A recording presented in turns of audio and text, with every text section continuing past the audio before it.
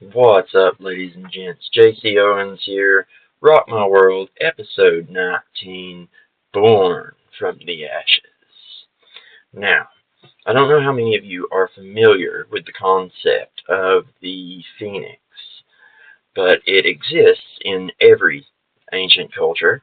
As a matter of fact, it's why the Freemasons who founded America and, its institutions chose the eagle to represent us. It's why Mexico chose the eagle, snatching the snake, the serpent, the dragon as, their symbol. It's why everybody uses these birds. It's why India has the peacock. The peacock is one of the most ancient symbols of the phoenix. And this concept has to do with, basically all chaos and destruction leads to something else, something new being born. And when they refer to it, they are referring to not only, the alchemical improvement of themselves, personally, but also the improvement of the earth. And, depending on your definition of what that is, that can get kind of scary, and that's, really what we're here to talk about today, because all of these recent world events that you're seeing are part of this process of burning the old world to the ground so that something new can rise up from the ashes. And that new thing is what's called the New World Order, the One World Order, the Great Work, a bunch of different things. There's all kinds of different things they'll call it. And you'll hear everyone from rock stars to movie stars to presidents to other politicians to CEOs, make references to this stuff all the time. Not only in their speeches and in their books, but also in architecture, in monuments. It's just repeated over and over and over and over. You can actually see the motif of the phoenix in Washington, D.C. And the whole idea is to use these world wars that they keep creating as a method of, destroying what was and creating something new from it, right? It's about creating that new world with its AI surveillance network and predictive policing and nobody driving cars, right? And there not being any real national borders as much.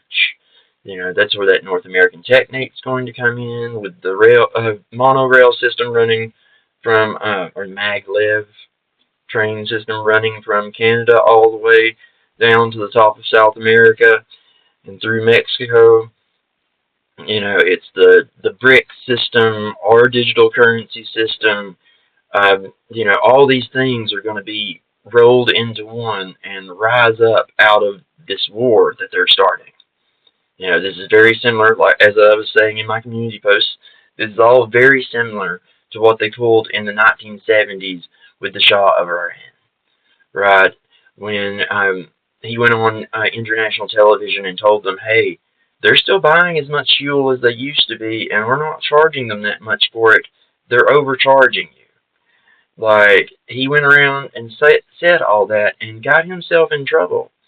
And they portrayed it, in Iran as if, okay, the Shah is the U.S. puppet, but actually it was the other team that was really the puppet.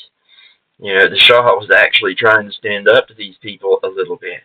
He was doing business with them, and he was selling fuel to them, and he was not perfect by any means whatsoever. Don't take it as I'm saying that, for sure.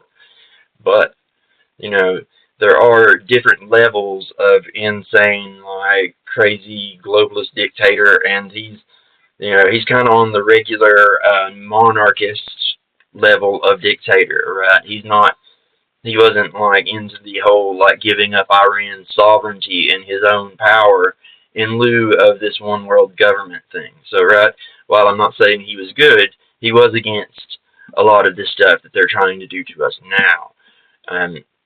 He did try to warn people back then that the gas prices going up and everything was a tactic. It was done on purpose, engineered to cause problems and put stress on the public. It worked really well for bringing in import cars and getting people to buy import cars instead of American. It did all kinds of different things, just as this war is designed to do all kinds of different things. They want you to stop driving. They want us all to not drive cars anymore and to ride around in their little robot cars that will tell them everything you do, everywhere you go. Up to 2027, or after 2027, every new car will have AI on board to watch you 24/7, 365. As long as you're in that car, it will be watching what you're doing, where you're going, who's in the car with you, etc. Right? It's that so-called kill switch bill.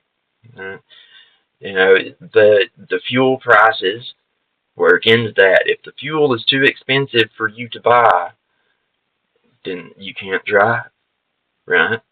And they have excuses to do things like, say, I don't know, impose limits on how much fuel you can buy. So even if you have the money to buy it, you can't buy it. Folks have asked me, well, JC, how is all this going to happen? Like, we have our current system and all. Well, there's where that phoenix from the ashes thing comes from. They're going to burn it all to the ground. The Great Reset, the you'll own nothing and be happy future. They're going to bring that in with these wars, with like all these pressures. The good cop, bad cop game.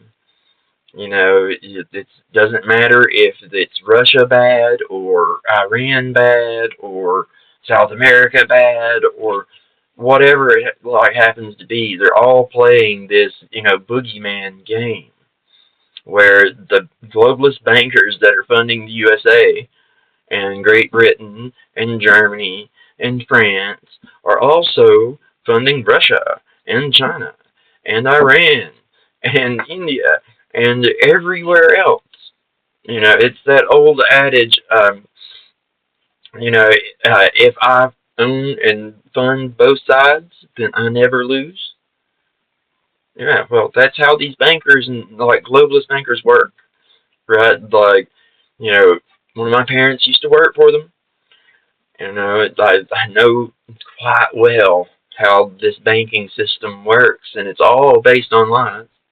It's all based on lies and these kind of little manipulations, sending economic hitmen to other countries to, blackmail and or, maybe even torture, if they have to, people into doing what they want, right? Even Kraft Foods has been caught hiring mercenaries to go and overthrow foreign governments, right? Our corporations are like paramilitary organizations, like little countries unto themselves that have no loyalty to any country whatsoever. They have loyalty to their bottom line and profit and the great work, the building this one world order where everything you do is tracked, where everything on earth is tracked.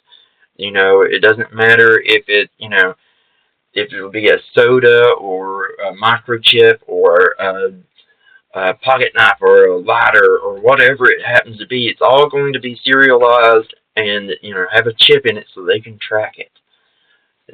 You have things like smart dust that can be basically dropped from an airplane and give them a map of the ground. You have just with your this 5G technology and the waves coming off your router, they can actually map where you are in your house based on those waves, like echolocation. Right? Like, we are entering into a scary time, folks. It's exciting, and that's really like what I'm wanting to get at with this is that as I keep saying, there are two sides to everything, right? There's not just this either or. Yes, it may be too late to stop them from destroying the old system, but it is not too late for all of us to put aside our differences and try to steer this somewhere that isn't a global one-world government that takes all of our freedom and privacy away, destroys everything we love, etc. right? We can do something different.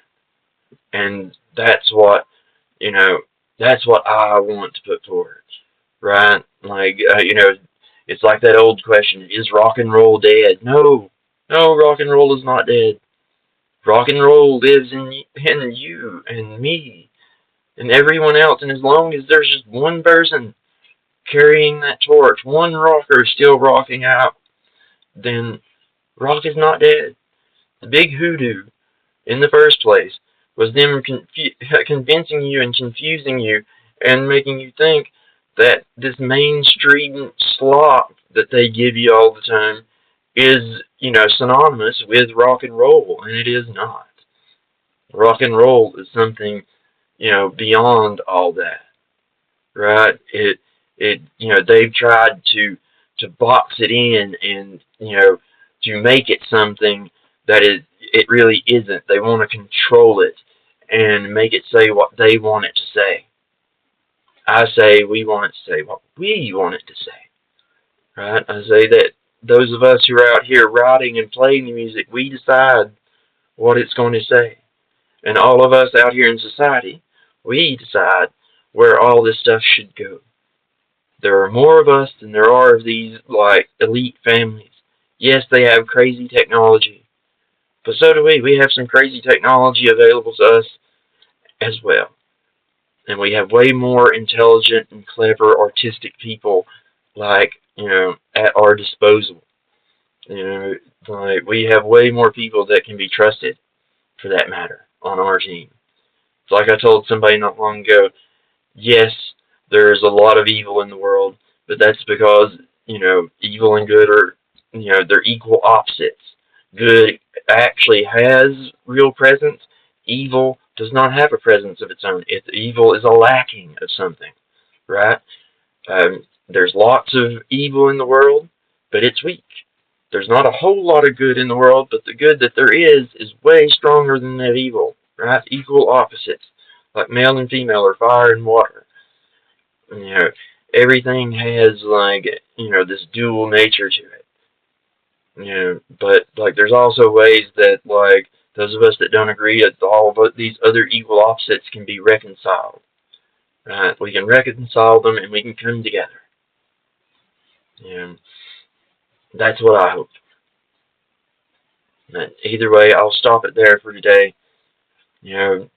Keep your heads on swivel and, have a great rest of your day.